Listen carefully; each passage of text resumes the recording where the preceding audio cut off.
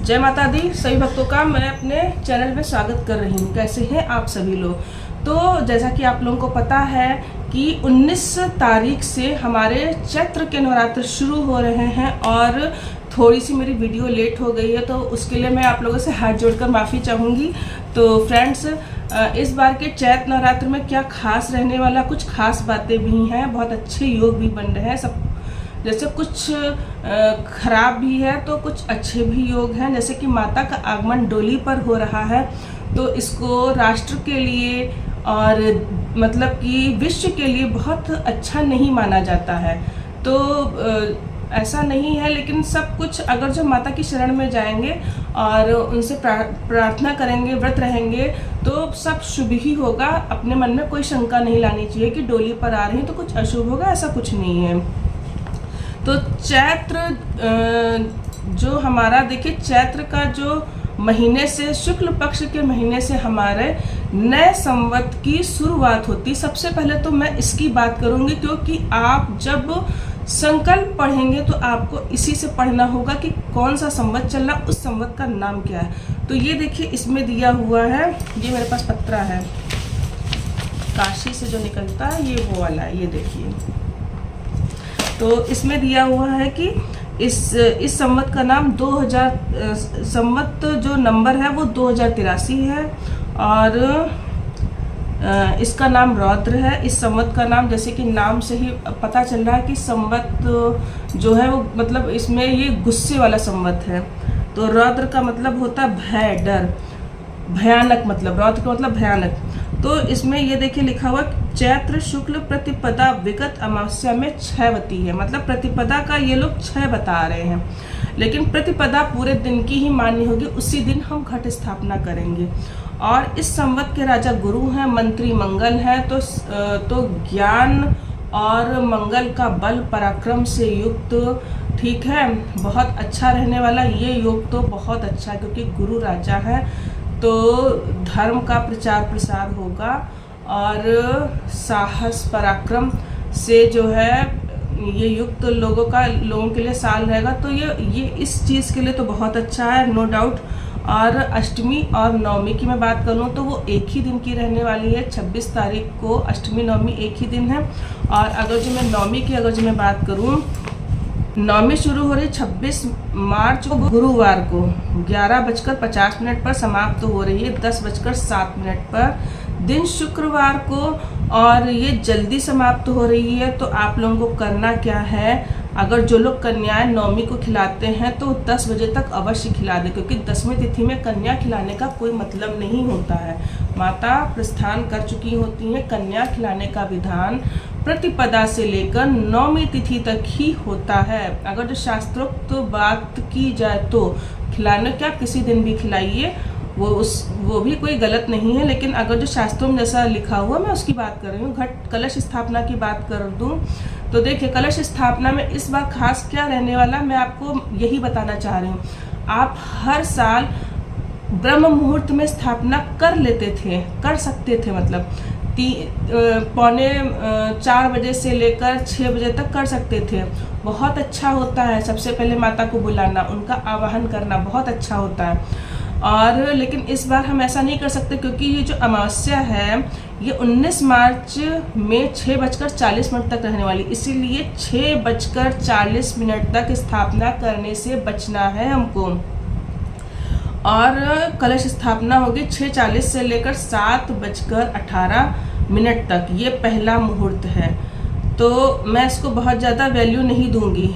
अपनी जगह पर इसकी वैल्यू है, अच्छी वैल्यू है। शुभ चौघड़िया में है, आप कर सकते हो, शुभ चौघड़िया कहा जाएगा। दूसरा सबसे अच्छा मुहूर्त मैं आपको बता रही हूँ वृषभ लग्न में, जो कि स्थिर है 8:55 से लेकर 10:51 तक। बहुत अच्छा है। इससे भी अच्छा जो मुहूर्त है, बेस्ट अभिजीत मुहूर्त, जीत दिलाने वाला। तो मैं अक्सर कोशिश करती हूँ अभिजीत में या तो स्थापना करूँ या तो ब्रह्म मुहूर्त में स्थापना करूँ, ठीक है। तो पंडित जी जैसे मैं हमेशा अपने आप स्थापना करती थी।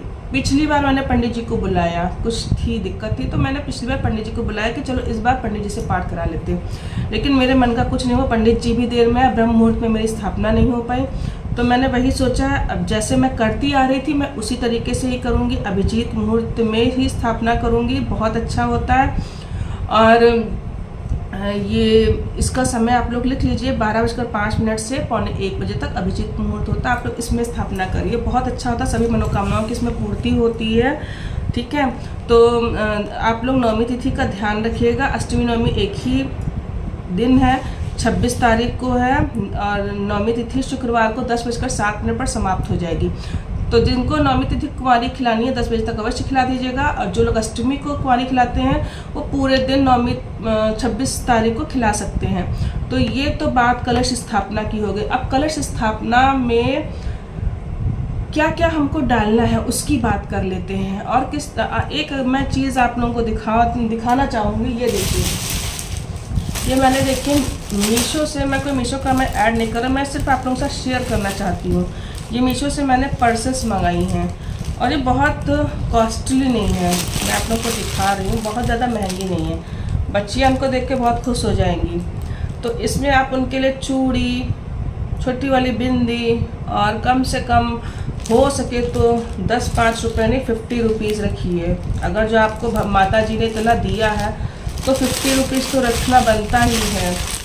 ठीक है, तो ये आप लोग लड़कियों को दीजिए, कॉपी किताब दीजिए उनको, ये पर्स दीजिए, इसमें आप लोग टॉफ़ी भी रख सकते हो, मेकअप का उनके सामान, हेयर बैंड, चिमटी और दक्षिणा, ये सब इसमें रख के इसको भर के इस पर्स को आप लोग कन्याओं को दे सकते हो। इसमें चाहो तो थोड़ा सा अक्षत भी डाल सकते हो। ठीक है, वो भी बहुत शुभ है। देना चाहते समय कन्याओं को हाथ में फल देकर ही विदा करिएगा। जाओ जाओ ऐसा बिल्कुल भी नहीं बोलना है कन्याओं से, ऐसा इस तरीके से कोई व्यवहार नहीं करना है। और कन्या पूजन कैसे करना चाहिए उसका भी वीडियो पड़ा हुआ, कलश में कौन सा मंत्र बोलना चाहिए वो भी वीडियो मेरा पड़ा हुआ है, आप लोग चाहो तो देख सकते हो, मैं लिंक उसका दे दूँगी, लगा दूँगी डिस्क्रिप्शन में। और दूसरी चीज़ है कि कलश स्थापना कैसे करनी चाहिए, तो सबसे पहले आपको पहले ही साफ़ सफाई कर लेनी है। जैसे कि एक दिन पहले ही सफाई कर लेंगे तो आपके लिए आसानी रहेगी, क्योंकि सुबह सामान भी पहले ले आइए, अमावस्या में सामान नहीं लाया जाता वगैरह वगैरह, ऐसा कुछ नहीं है। सुबह सुबह कहाँ जाएंगे सामान लेने, माता की साफ़ सफाई करके स्थापना कर दीजिए। शुभ मुहूर्त पर सुबह सामान लेने जाएंगे तो कैसे चलेगा, आप अमावस्या को सामान आ सकता है, ऐसा कुछ नहीं। अमावस्या भी माता की ही तिथि है, पितरों की तिथि है और माता की भी तिथि है। अमावस्या में देवी दर्शन का विशेष महत्व होता है, ला सकते हो सामान, ऐसा कुछ नहीं है। आप सफाई एक दिन पहले कर लीजिए, गंगा जल का छींटा बस उस दिन दे दीजिएगा, जिस दिन से नवरात्र शुरू हो रहे उस दिन गंगा का जल का छींटा दे दीजिएगा। और कलश स्थापना के लिए मैं तो 2 कलश रखती हूँ, एक वरुण कलश और एक माता जी का अलग कलश रखती हूँ। तो उसमें पहले गंगा जल डालेंगे, उसके ऐसा कलश आप रखिए जिसमें 1.25 लीटर जला सके, और उसमें गंगा जल जो है पहले डालेंगे, उसके बाद में सुपारी डालेंगे, लौंग डालेंगे, इलायची डालेंगे, सिक्का डालेंगे, अक्षत डालेंगे, हल्दी की गांठ डालेंगे, दुर्वा डालेंगे। इतना सब डालने के बाद में एक कुछ सोना डाल दीजिए, बहुत अच्छा होता है, सोने में लक्ष्मी जी का वास होता है, अवश्य डालिए।